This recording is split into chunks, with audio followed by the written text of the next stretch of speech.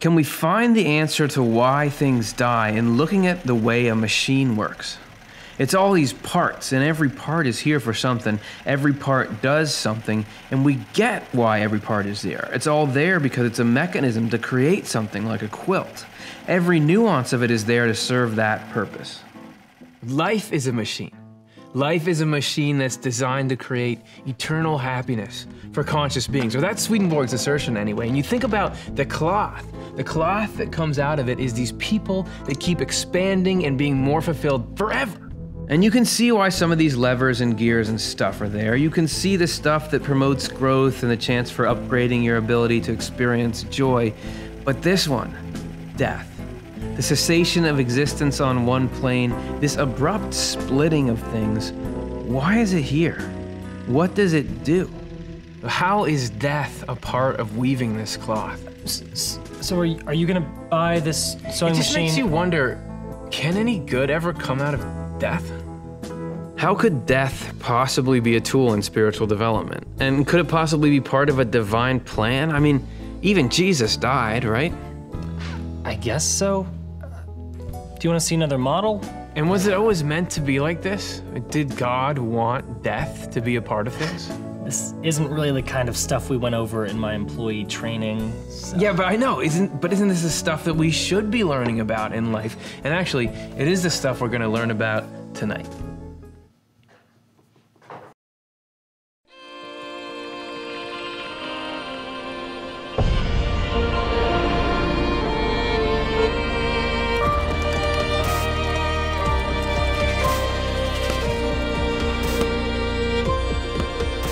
Hey everybody, welcome to Swedenborg and Life. Today we're going to be looking at death.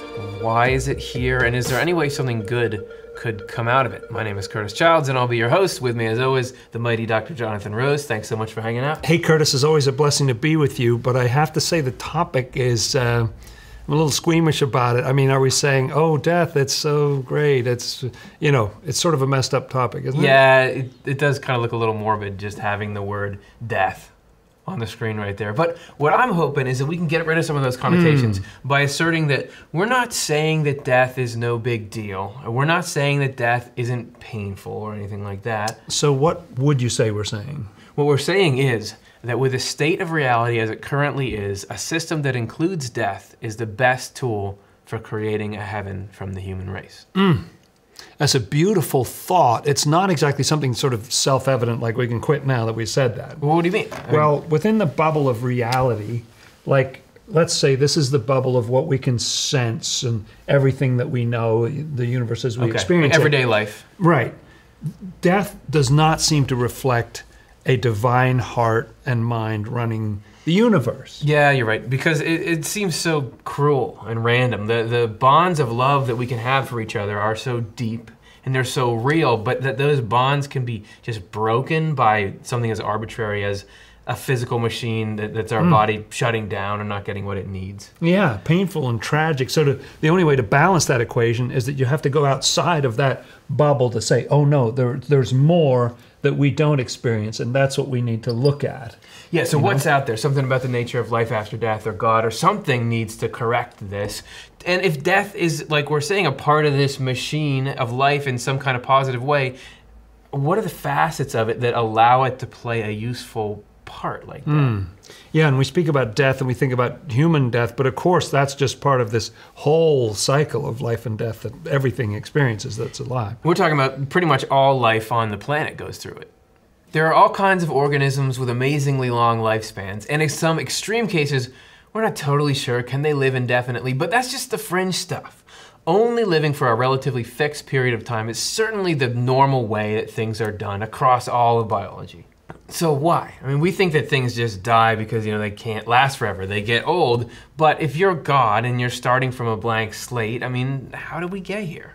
Yes, and what's the point of us not continuing to go from this world to the next with our whole selves? Why pull out of one level and go to another and leave this body behind? Right. And was death designed to be this abrasive and heartbreaking? Yeah, well, okay, but an interesting indicator that God sees value in this process somehow is that he did it. Aren't you curious why Jesus died? And why is God participating in this cycle? Why wasn't it, well, you can beat me down, but I'll never die? Why did he die and then come right back to life? And where do we even start with all this? Yeah, I think we should start here. I mean, in the physical, easily observable world. And how about in the best part of that world? I need to go get some coffee.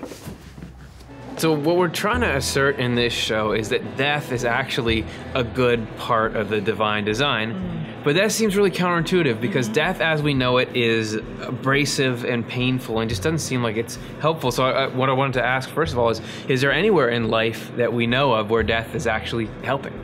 Yeah, you don't have to go further than your own physical body because death is actually a critical part of our physical health. What? How? Yeah, so there's this mechanism that goes on all the time in our bodies that's called programmed cell death. And the technical term for it is apoptosis.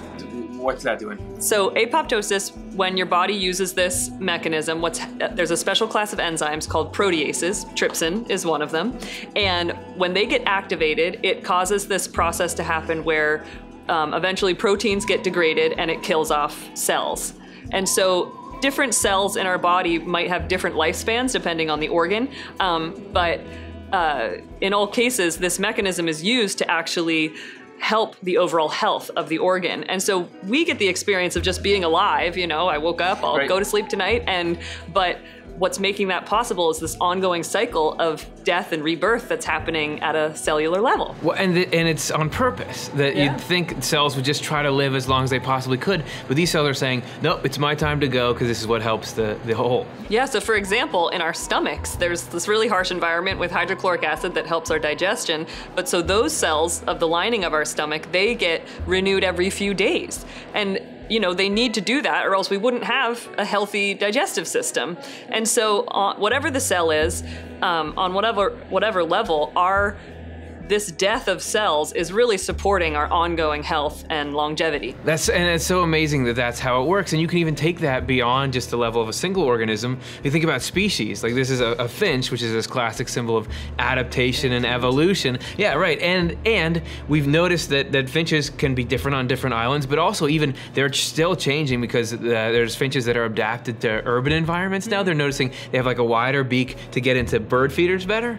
And that kind of change though couldn't happen without death. Yeah. Because it's the generations and how in each generation the ones that are the best adapted are the ones that survive that make this kind of change possible, because an individual finch can't change. So if they live for 1 million years, you wouldn't get them as well adapted as they are. Yeah, and you're making me think of just on another scale, you have whole ecosystems where death is this critical element involved, right? Yeah, absolutely. You think about forests, if none ever died, it would just be these same trees that were here 20 million years ago because they're the biggest, they got all the sunlight. But as soon as one of those things falls over and dies, then suddenly you've got disruption and there's light coming in so these little ground-dwelling plants can grow up and new species of trees got a chance to get in there. So in this funny way, death is what allows for this huge diversity of life. Yeah, so in all of these physical examples, there's got to be some kind of correspondence going on, right? And so there's got to be insights we can glean from this to help us see how death is really a useful part of our spiritual lives too. Oh, I love it. And that's our starting point. I think that's where we can start to look at,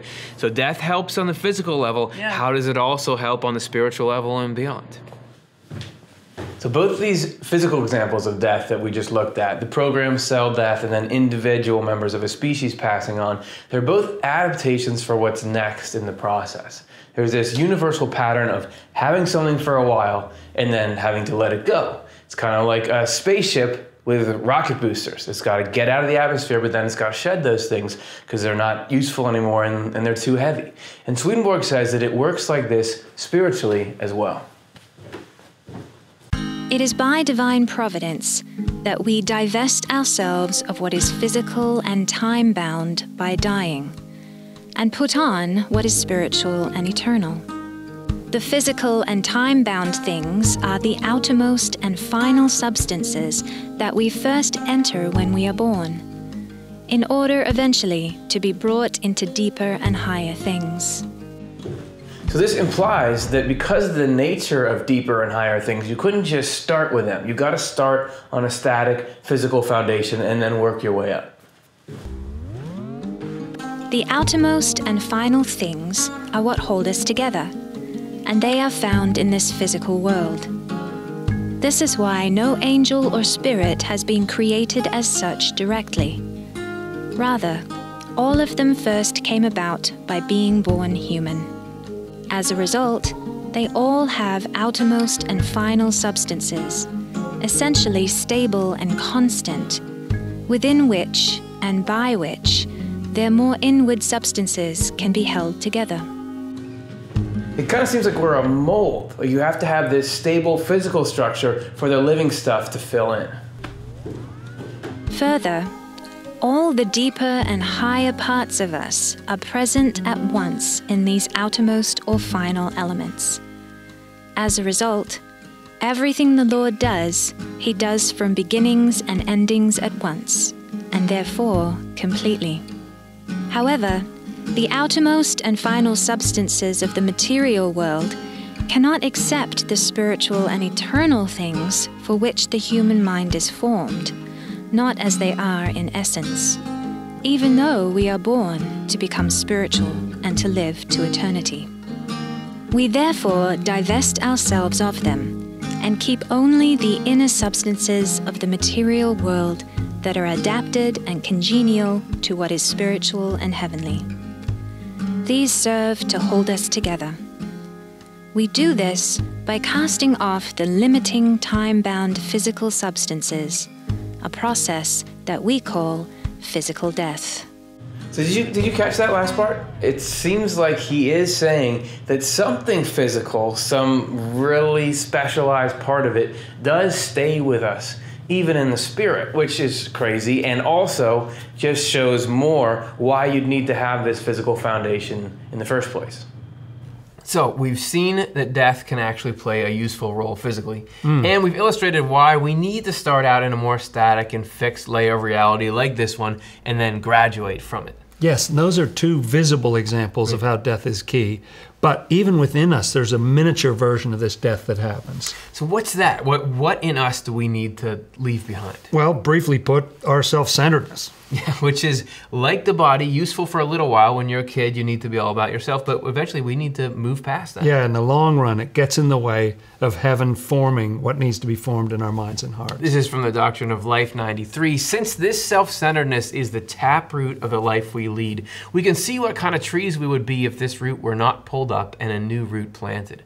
We would be rotten trees that need to be cut down and thrown into the fire. This root is not removed and a new one put in its place unless we see that the evils that constitute it are harmful to our souls, and therefore we want to banish them. However, since they are a part of our self-centeredness and therefore give us pleasure, like, oh, we like this, we can do this only reluctantly and in the face of opposition, and therefore by doing battle. And who wants to be a rotten tree? Nah, man, but it takes a while to get there. Luckily, this can be a very gradual process that we can illustrate, through the story of the apple. Everybody starts out life with a will that's composed of what's called hereditary self-centeredness, or we just have a natural tendency to put ourselves ahead of everyone else and our wants and needs ahead of everyone else's wants and needs. And this self-centered life is okay, it's natural, but we gotta move on from it. And it spawns what we could call the first rationality in us, or how our mind is before rebirth, kind of like a fruit hanging off this tree of self-centeredness. The fact is that when we're born, we are not rational beings yet. That's something that develops over time. And the only motivation we've got to get into that condition is this self-centeredness. And so we use that. It's harnessing our sensory experience.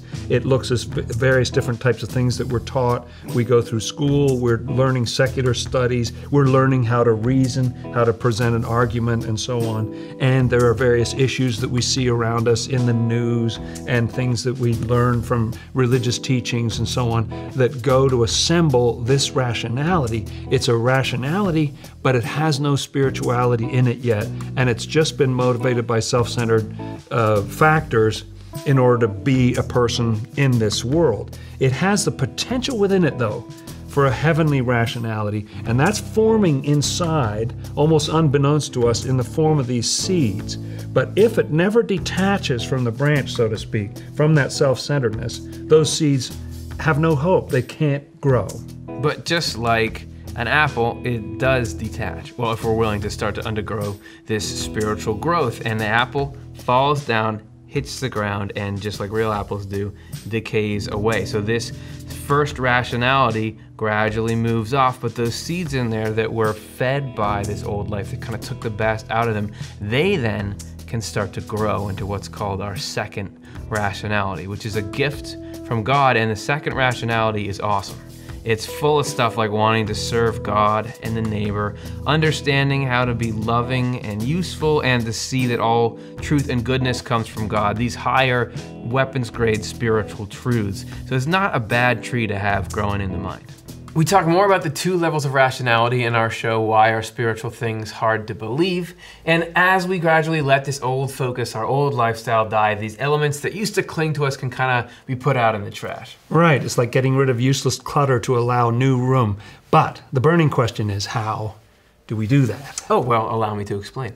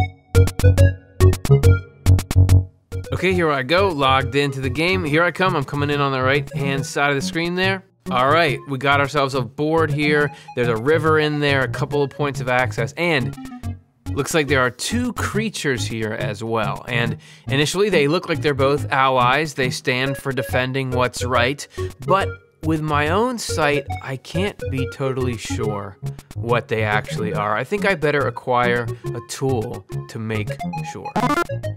I think I see just the power up I need down there and to the left, so I'm gonna go check it out. Nice, divine truth from God.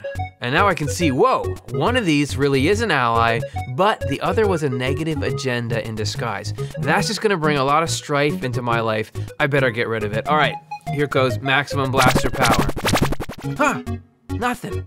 Just not strong enough. From my own power, I can't get rid of it. I can't help justifying it somewhere inside me, so I'm gonna need some superpower. Wait, what's that promising looking cone of light in the top right? I'm headed over. So I have to invite in this divine love power. I've got to cultivate a real desire in my heart to change, and humility that I need God's help to change. So with that powered up, let's try this again. With the power of divine love, I'm gonna push away this state of mind. And now I better go partner up with and collect this state of mind that I do want. So let me just go across this bridge here. All right, I beat that level, on to the next one. Oh, similar situation here. We've got another 2 characters, and again, I can't tell what's really going on with them, so I gotta power up. Yep, just like I suspected, one was not what it claimed to be. Gotta go to my source of power. And now, let's apply it, let's clean up the mind.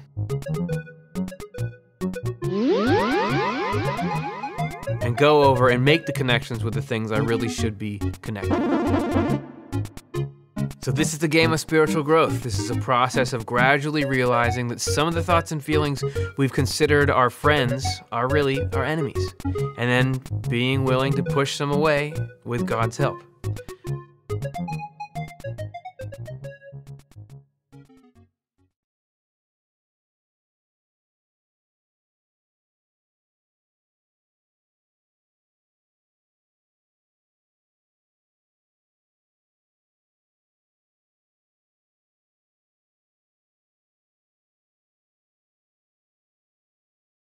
It's really something to think about that process.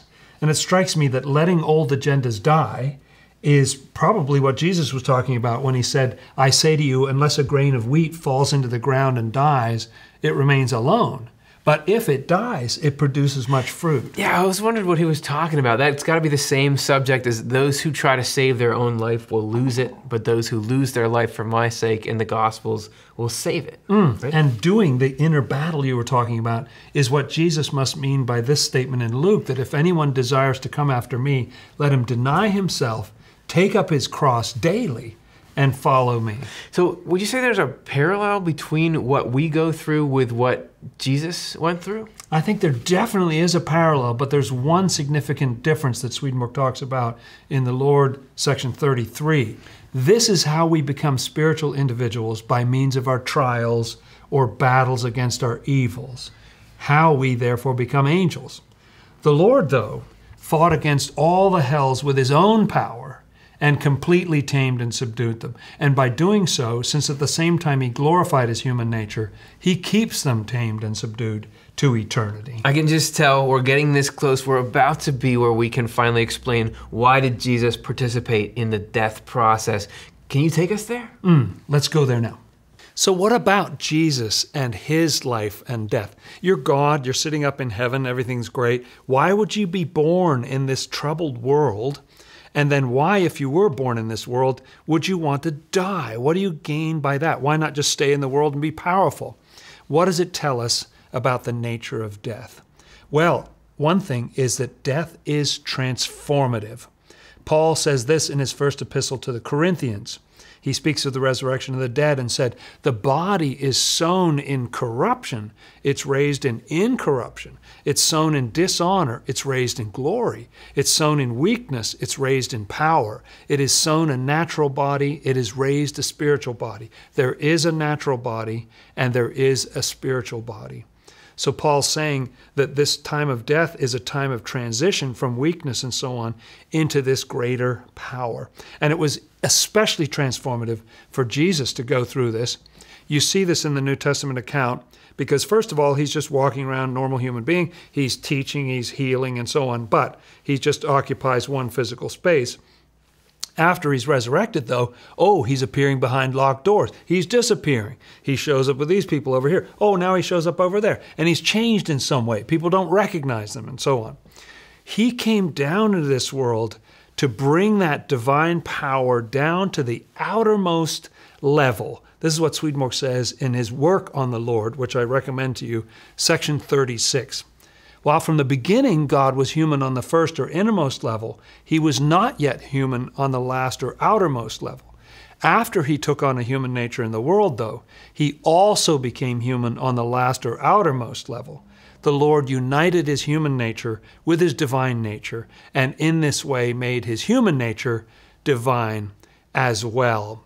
So this was one reason why he wanted to come all the way down into this world of limitation and everything, what you see imaged here, but also bring with him that divine, which is represented on the other side there, so that by being at both levels, he could be present with all different states, all different conditions that we go through in between those two. This is why he said to John on the Isle of Patmos, when he was in his resurrected state, I am the Alpha and the Omega, the beginning and the end, the first and the last.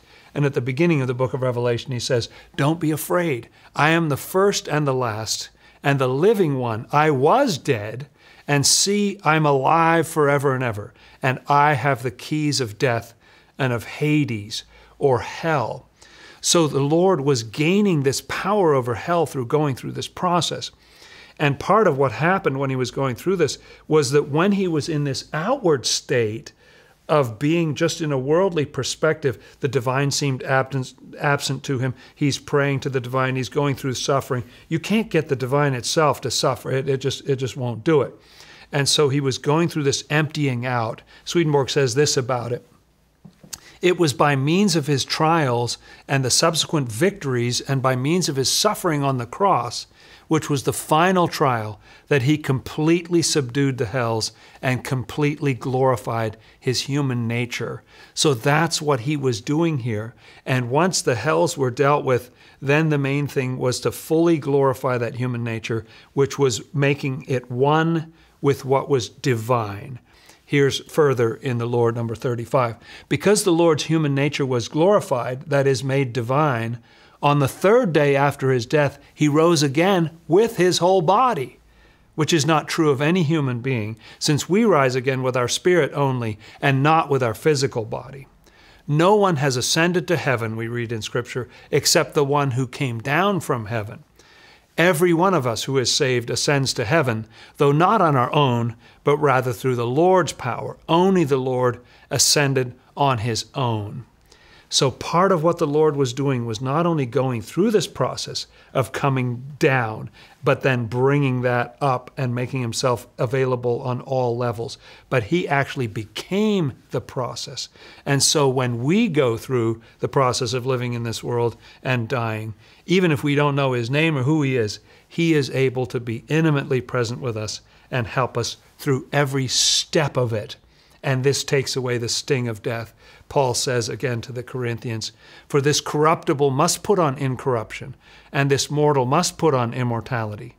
So when this corruptible has put on incorruption, and this mortal has put on immortality, then shall be brought to pass the saying that is written, death is swallowed up in victory. O death, where is your sting? O Hades, where is your victory?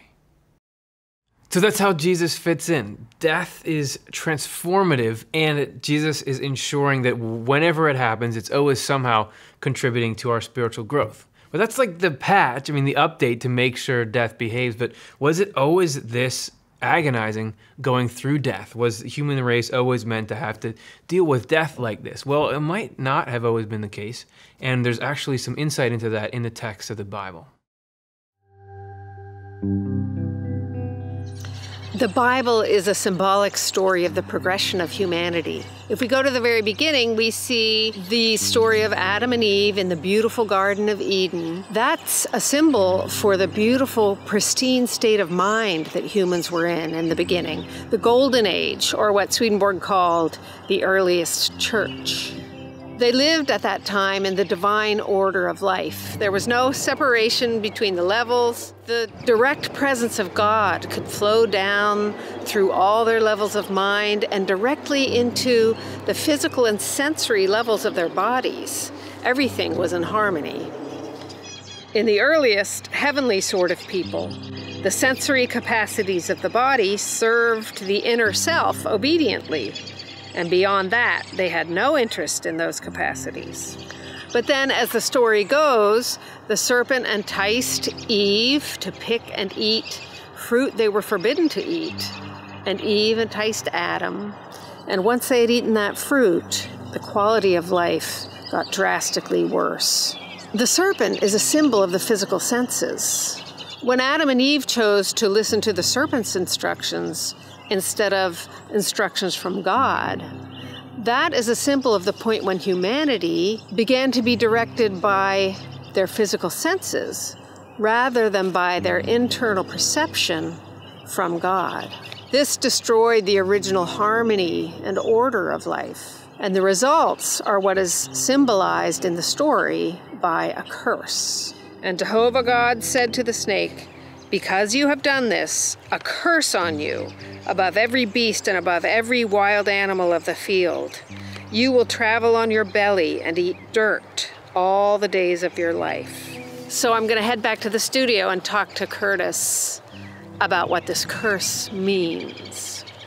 That's an amazing portrayal that you were describing there. I feel like it's worth mentioning, right, that in biblical language, God bringing a curse actually means evil bringing a curse on itself, right? Absolutely, but our earthly mentality might see it as God causing us some kind of trouble, but actually the trouble is sourced in that very evil itself. Yeah, and to talk a little more about the connection between the sensory level and evil, the Secrets of Heaven 249, eating dirt all the days of its life, the serpent, means that the sensory plane became incapable of living on anything but what was bodily and earthly, so that it turned hellish.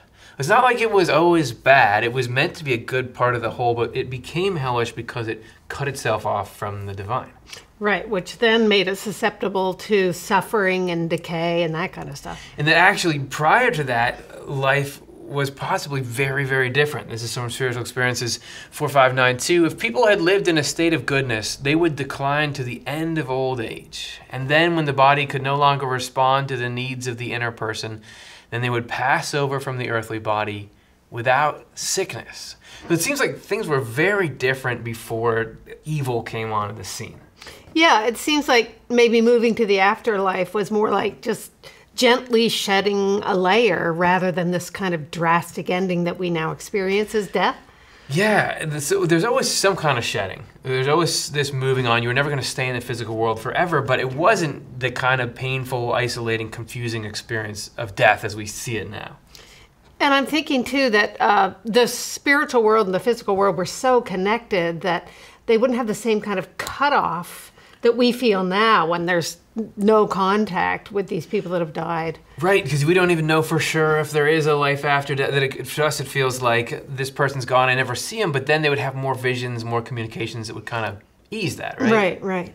I feel good about where we are now. I feel like we got to see how death is part of a positive process, both physically, even for God, it was part of helping and saving all of us, and that it's something that can spur useful things inside ourselves too. Yes, and I'm still thinking about these benefits. Yeah. What are the benefits that come to us when we go through these various kinds of death? What makes it all worth it? This is Secrets of Heaven 2657. In the beginning, our first rationality recognizes no other kind of love than love for ourselves and for the material world. That's the only love. Despite hearing that heavenly love is completely different, we do not grasp it. Like, nah, that's for goody goodies. Whatever good we do after that, the only pleasure we find in it that we seem to have earned another person's gratitude, or that people view us as Christian, which was high praise. Get points. Yeah, that's right. Or that we are securing the joy of eternal life by our deeds. Get something in the future, yeah. Our second rationality, on the other hand, which we receive from the Lord through regeneration, through this process we've been talking about, starts to sense something pleasant in goodness itself and truth itself. Wow. We feel this pleasure not on any account of our own, but on account of what is good and true. When this delight carries us away, we reject any credit for it, to the point where we spurn such an idea as an outrage. This pleasure keeps growing and growing in us and becomes bliss and happiness in the other life and our very heaven. Sounds like it takes a while, but it's absolutely transformative in the long run. Yeah, and it all goes from thinking that we're the point of the whole world to doing something good is what it's all about. That's what it seems like we really get some benefits. So thanks so much for talking this through with me today. Thanks for having me along. Don't forget what it's all for. Don't forget that through all this struggle and rebirth and yes, death, we're making heaven.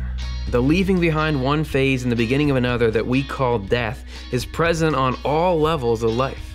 In cells, in species, in our lives, and in the growth of our spirits, death is, as strange as it seems, a crucial step forward. Now, I'm not trying to say that death isn't painful. Losing anything we care about hurts, and losing someone that we love is probably the worst thing that you can go through. And death isn't supposed to be this brutal. This wasn't the original divine design.